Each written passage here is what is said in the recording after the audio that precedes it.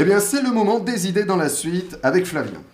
Tout à fait Thibaut, excuse-moi, le temps que je me prépare. Oui, j'étais dans ton humour, Ouais, j'étais dans ta excuse-moi, galéjade. C'est vrai que je t'ai lancé un petit peu. T'étais dans ta galéjade. Tu m'as dit d'arrêter déjà. Alors, il y a une certaine tendance dans ces chroniques qui montre que plus l'idée est bête, plus le budget est gros. Et quelle belle idée de faire une suite à l'un des plus gros beats de l'histoire de la science-fiction. Parce qu'aujourd'hui, Blade Runner, ça fait trembler rien qu'à l'évocation du titre, la moitié de la planète s'ennuie devant ce film, mais il n'y a même pas besoin de l'avoir vu pour savoir qu'on ne rigole pas avec Blade Runner. C'est un chef-d'œuvre du cyberpunk, n'en discutons pas plus, j'insiste. Au début des années 2010, Lavin et Ridley Scott ne redescend pas du succès de son polarisant Prometheus et décide de ressortir du chapeau une autre de ses licences. Blade Runner 2049 est né. Scott produit et vend la suite sur le fait qu'elle est écrite par le scénariste du premier. Sauf qu'ils étaient 30 à avoir écrit le premier Blade Runner. On n'a pas forcément une meilleure. Et 40 à le monter. C'est ça. Sur 5 siècles.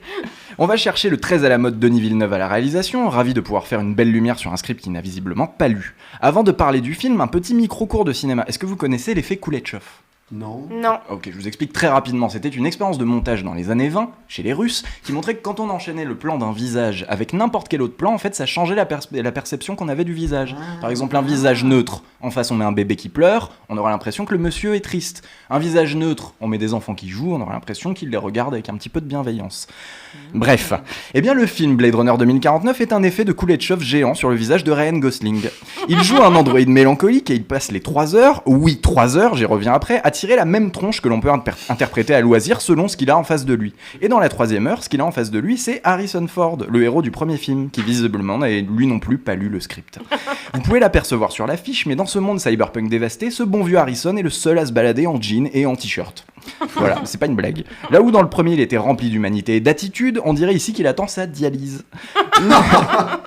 Le méchant du film est interprété par Jared Leto, qui est nul, mais nul. On l'aime bien Jared, mais quand il a décidé d'être nul, il fait pas semblant. Il roule des yeux alors qu'il joue un personnage aveugle. Il prend un accent mi-british, mi-gênant, et si on ajoute à ça le fait que son personnage était censé être incarné par David Bowie, indisponible pour cause de décès, c'est la cerise sur le gâteau. Le film est joli, mais interminable. Esthétique, mais incompréhensible. Opulent, mais creux comme une note d'intention de Zack Snyder. Contemplatif, mais répétitif comme le paragraphe de cette chronique. Le script de Blade Runner 2049 fait 119 pages. Au cinéma, on a tendance à dire qu'une page équivaut à 1 minute. Ça donnerait potentiellement un film de 2 heures, comme le premier, quoi. Résultat, Denis tombe amoureux du vide et laisse durer les plans. Les plans, 2h45 de Ryan qui marche dans des usines, dans des champs, dans son appartement, presque 3 heures à l'écran, 6 heures de ressenti. C'est un petit peu comme une série Netflix qui ne voudrait jamais s'arrêter. Les personnages passent leur temps à regarder par la fenêtre ou ouvrir des portes, c'est un enfer. Le premier Blade Runner convoquait des noms comme Moebius, Sid Mead, Douglas Trumbull, Vangelis, tous les plus grands génies de l'industrie s'étaient réunis dans la douleur. Ici, on a le compositeur d'Annabelle 2 et le scénariste de Green Lantern. À sa sortie, le film est étonnamment un succès critique intégral. Le film a été comparé au Parrain 2 par la critique et le public pendant 1 semaine, puis il a été oublié. Il a fait perdre 80 millions de dollars à la Columbia, parce que comme pour le premier, les gens n'en avaient strictement rien à faire. On lui souhaite le même succès tardif et culte que l'original, mais comme on est un con, je m'exclus poliment de cette prospective, parce que je n'aime pas beaucoup Blade Runner 2049. Je le déteste pas, hein, Thibaut, je te rassure. Hein. Mais c'est comme quelqu'un de très beau avec qui on n'a aucun atome crochu, ça arrive et tant mieux. Il y a bien assez de gens pour l'aimer, ce film de merde. Je sais, c'est une opinion impopulaire et on a évoqué dans cette chronique des films bien plus nuls que Blade Runner 2049, mais c'est ma chronique et elle est bientôt finie. Je sais, j'ai passé les 2 dernières minutes à comparer ce pauvre Blade Runner au vrai Blade Runner. Mais c'est pas ma faute si ce machin ressemble à un remake passé à la Javel. Ils avaient qu'à faire une vraie suite, avec des idées, avec du cœur. Mais pour ça, il aurait fallu peut-être le confier à un être humain, et pas à un répliquant québécois incapable de sublimer autre chose que l'idée même de rétention anale.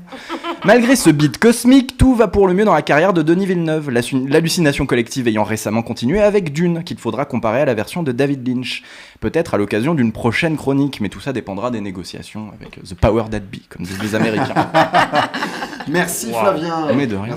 Wow. Il est déchaîné. Quelle violence. Moi, je pense que Zack Snyder est un grand incompris. C'est vrai, mais j'aime bien aussi Zach. Mais il est con quand même. Ça peut arriver.